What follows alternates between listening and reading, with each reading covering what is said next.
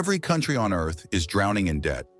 The United States alone owes over $38 trillion. The European Union carries around $14 trillion. Japan owes nearly $9 trillion.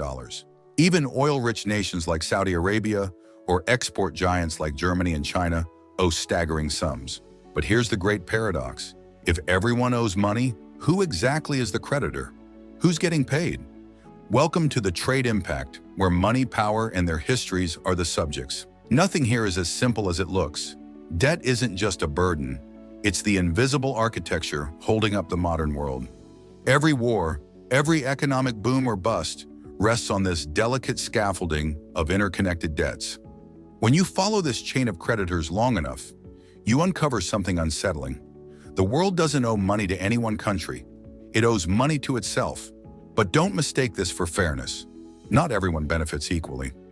To understand how we reach this dizzying point, with global debt surging above $315 trillion, nearly 3 times the size of our global economy, we have to go back centuries. Long before digital transfers or credit cards, the idea of national debt was born on wartime battlefields, not Wall Street. In 1694, England was at war with France and running out of gold. The king turned to wealthy merchants for help.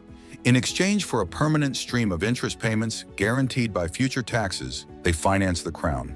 To manage this new system, the Bank of England was created. This was revolutionary. The state could now spend money it didn't actually have. In return, lenders received something priceless, a promise from the government that could be traded, bought, or sold. This promise was the birth of the government bond, the seed from which our global financial system grew. Debt stopped being a sign of failure. It became a measure of credibility. The ability to borrow was the ability to rule.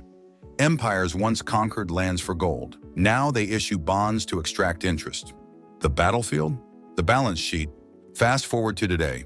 Debt has become the world's dominant export. Every nation owes. Every bank lends. Every citizen, through taxes, savings, and pensions, is both debtor and creditor.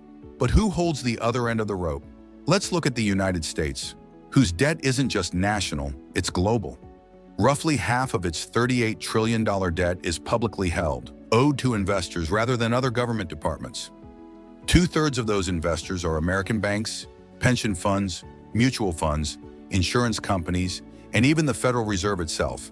The remaining 1/3, about $9 trillion, is held by foreign investors.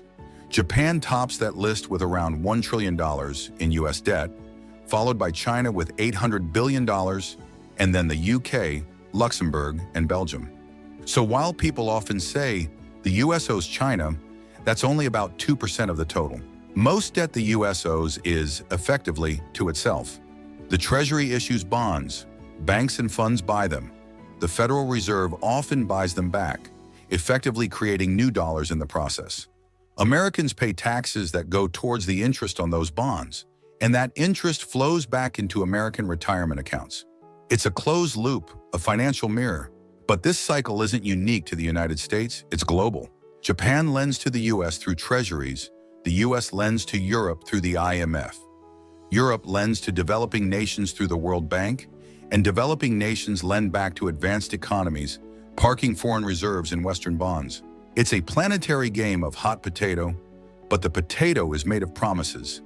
IOUs secured by other promises. It's like a poker game where every player borrows chips from the next, and the only rule keeping the game alive is that no one stands up. Behind every government bond is a complex web of institutions, hedge funds, pension funds, sovereign wealth funds, and central banks managing tens of trillions of dollars in assets. They are the true arbiters of credit, deciding which nations can borrow cheaply and who pays a premium for survival. When they lose confidence, currencies collapse, governments fall, and economies can be restructured overnight.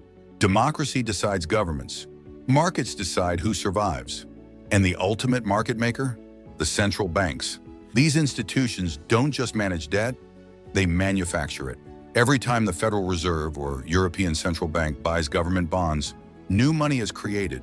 One balance sheet's liability becomes another's asset. Every dollar in circulation represents debt somewhere else. There's no such thing as debt-free money. Every coin, every bill, even every digital dollar has an invisible IOU etched on its surface. This cycle has sustained thanks to confidence. So long as investors believe governments will pay interest, even if never the principal, the machine keeps turning. But what happens when confidence wavers? We've seen this before. In Greece in 2010, when the government's debt became unpayable, bondholders panicked, yields spiked. The European Central Bank and IMF intervened, but at a brutal cost: austerity, tax hikes, spending cuts, and massive unemployment. Argentina defaulted again and again, becoming a national curse. Sri Lanka ran out of foreign currency to pay loans, leading to fuel shortages and political collapse. When the system breaks, the creditors suddenly become visible. The IMF, credit rating agencies, and anonymous bondholders who grip entire nations by the throat. And yet, even after collapse, the same logic restarts. New loans replace old ones. Old debts are restructured. The machine resets with a new name. Because in today's world, debt isn't designed to be paid back. It's designed to be rolled over. Governments have no intention of clearing their debts. Not now, not ever.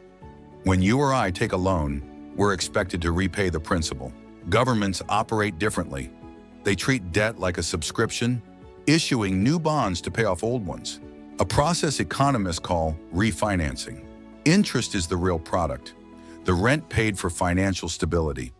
The entire global economy now depends on that rent. Like a shark that must keep swimming to breathe, so goes the financial system. The US will forever refinance its debt.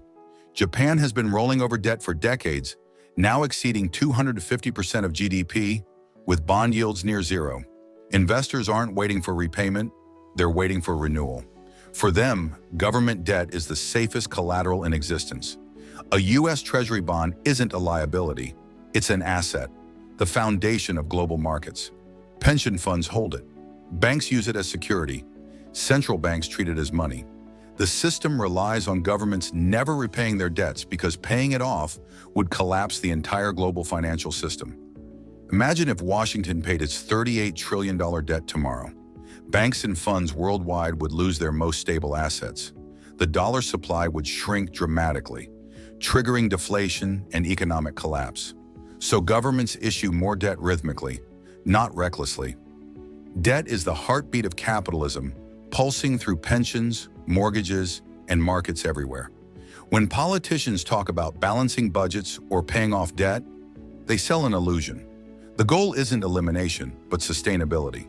To keep the system credible, desirable, and believed in, indefinitely. Because once belief fades, the numbers stop mattering.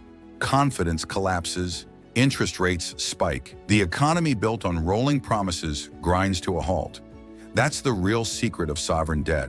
The plan was never to pay it back. The plan was to keep the world believing it will.